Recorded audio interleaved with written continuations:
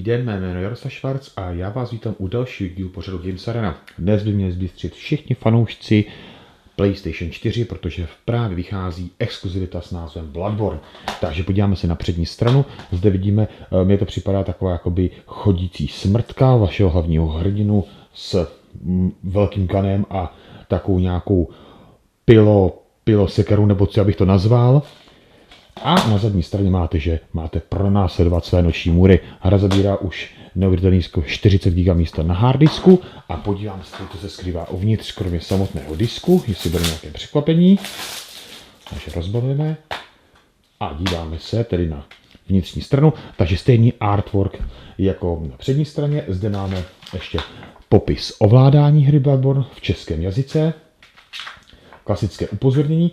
A když to vlastně odedáme, tak jestli to vidím správně, ano, takže to, co vlastně je z přední strany, vidíte, tak to máte i vlastně na zadní straně obalu, takže to je vlastně takový jakoby dvojitý obal a já se ještě teda podívám, ano, takže vy ta vnitřní část je vlastně v šedivé barvě a vnější část je v takové lehce bílšedivé nebo ve světlejší barvě, takže to je takové první překvapení, takový to vnitřní artwork jsem nečekal. My si samozřejmě ukážeme pár minut záběru z hraní, předtím se ještě podíváme tedy na menu disku a jsem velice zvědavý, jak hra bude vypadat. Takže právě jsme se dostali tedy do základní menu hry Bloodborne. Já jsem se rozhodl, že vlastně od tohoto dílu nebo od jakýchkoliv dalších už nebudu ukazovat takový ten začátek, kdy máte zvolit tlačítko Options nebo jakékoliv tlačítko, protože mezi vlastně zvolením a nastavením nebo potom ukázkou toho dalšího menu jsou takové většinou prostoje a myslím si, že to je pro vás zbytečné. Tak máme tady takové jednoduché menu, New Game a Settings, takže když se podíváme pod položku Settings, tak tady máme nastavení ovládání, zase světelnosti, online funkcí, jazyku a tak dále. Na jazyk máme nastavení klasický anglický, United Kingdom, předtím tam bylo nastavení default, ale to si myslím, že v našem regionu nám to snad nezvolí žádnou čínštinu. Takže když se vrátíme tedy zpět, tak dáme úplně tedy New Game a tady máme nastavení světelnosti. Jděte si pozor, já jsem tady předtím udělal, že jsem na nastavení světelnosti a říkal jsem si, nejde mi tady zvolit tlačítko X, nemohu to potvrdit, takže asi dáme kolečko a vrátíme se jakoby zpět a budeme pokračovat dál. To mi ovšem vyhodil úplně zase na ten klasický začátek, takže vy musíte takhle skočit šipkou dolů na Next a potvrdit. Tak potom tady máme nastavení různé kamery, senzitivy, pokud chcete mít takový to, jak se říká, prohození várání, koukáte nahoru, dolů a tak dále, takže to tady necháme, to tady je.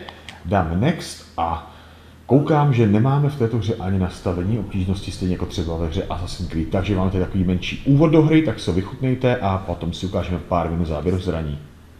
Yharnam is the home of blood ministration. You need only unravel its mystery. But where's an outsider like yourself to begin? Easy, with a bit of Yharnam blood of your own. But first, you'll need a contract.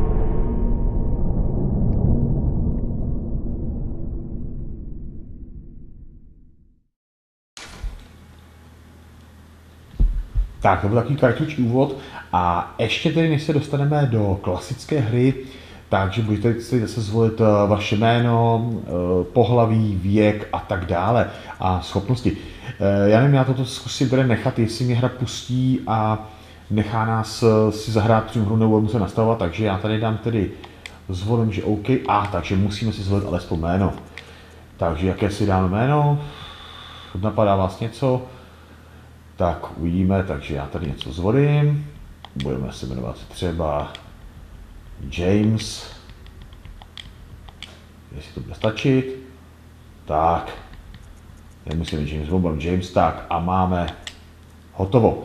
Tak a teď tedy vypadá to, že bude ještě takový kratičký úvod a poté už se dočkáme našeho vysněného hraní. Good. All signed and sealed. Now, let's begin the transfusion. Oh, don't you worry. Whatever happens, you may think it all a mere bad dream.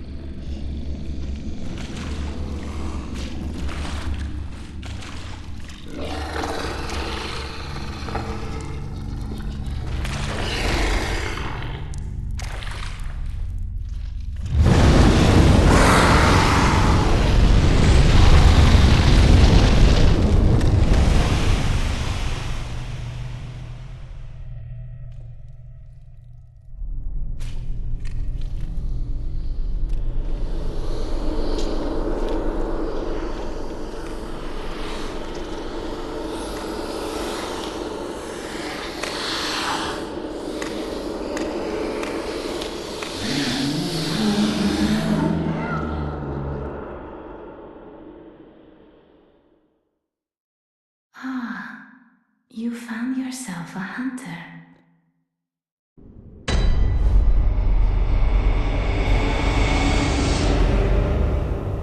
Tak, po takovém kratším úvodu a nastavení naší osoby nebo tady našeho Jamese jsme se dostali do klasické hry a koukám, že jsme taky normální člověk. Podle příšery, co vypadá na obalu, jak jsem říkal, chodící smrtka. Jsme se sledli. Já jsem teda, pardon, samozřejmě do hry, já jsem teda zvědavý strašně, jak hra mi bude působit vypadat, protože nejsem úplnej, já nevím, jak bych to řekl, totální hráč nebo fanoušek prostě těch her typu Bloodborne, Devil May Cry, Castlevania a tak dále. Jediný, co jsem jakoby, tak nějak dá se říct, jakoby pořád dohrál a co mě prostě nadchlo, ale je to možná i různýma těma bájema a tou dobou je tedy samozřejmě God of War, ale tam je to úplně o ničem jiným. A tady hned na začátku mi překvapilo, já už jsem si totiž ten úvod pro vás jednou nahrával, říkám, musel jsem asi nějak potichu a říkám si, že by byla nějaká stealth akce Bloodborne mi divný a říkám, tak zkusíme tady projít přes tady toho vlkodlaka, jestli se nám to podaří, ale vůbec nic, ano, ale jo, tak daří se, nedaří. Tak daří se nám, dáváme mu čout, tlačítky vlastně R2 a R1 vlastně mlátíte. Tak, teď to je boj, ale prohrál jsem stejně jako předtím a říkám si, tak zřejmě dělám něco špatně, je vidět, že nejsem profesionální hráč, ale následně vlastně potom z toho úmrtí se dostaneme, řekl bych, do nějakého jakoby podsvětí, nebo není to přímo jakoby podsvětí, na jedno místo a tím bude hřbitov, kde vypadá to, že získáme nějaké další schopnosti a další zbraně. A to už si vás právě nechám vychutnat a nebudu vám do toho, jak se říká lidově, kecat. Takže příjemnou zábavu.